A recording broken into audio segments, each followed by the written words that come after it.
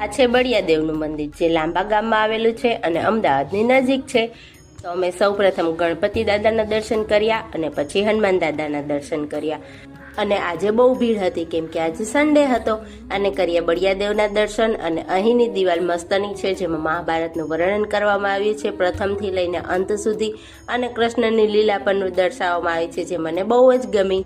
અને વાંદરા બહુ ઝાઝા હતા, જે અમે જોતા હતા. અને પછી કર્યા મહાદેવના દર્શન. મસ્ત મજાનું મંદિર તે ત્યાં જ આવેલું હતું.